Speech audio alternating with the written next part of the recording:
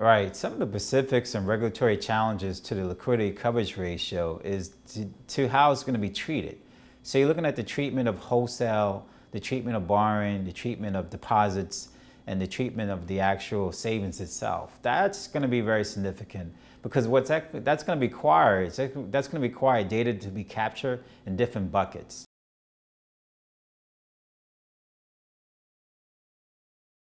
Definitely looking at data quality and definitely looking at the real data. Those are the key points there in terms of ensuring that the number is maintained in the buckets itself. But most importantly, as treatment changes, you got to make sure that these numbers are also matching the treatment that's required for the liquidity coverage ratio, as well as the net stable funding ratio. So when you look in terms of the ratio itself, what's very significant is if the ratio is moving, then there's a constant challenge in terms of making sure that the liquidity position of institutions is going to be stabilized. And that's a challenge that the regulators don't want to see.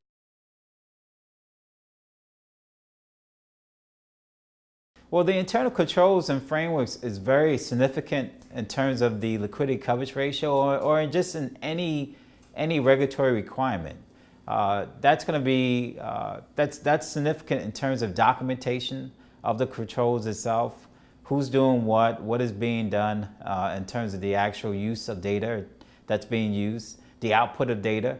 So there has to be a kind of framework in place that's going to capture the governance, the risk assessment, as well as the controls. And that could be done across not only different institutions or different functions, but done in terms of the different types of products. So when you look at the products that are being used here, the deposits, the securities, the actual lending itself, there has to be a level of controls that actually captures the changes that are being done within the balance sheet.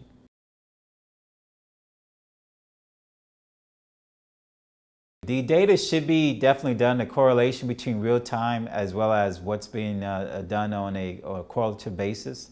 But most importantly, it allows for the institution to come up with a better assessment as to where they are from a liquidity standpoint.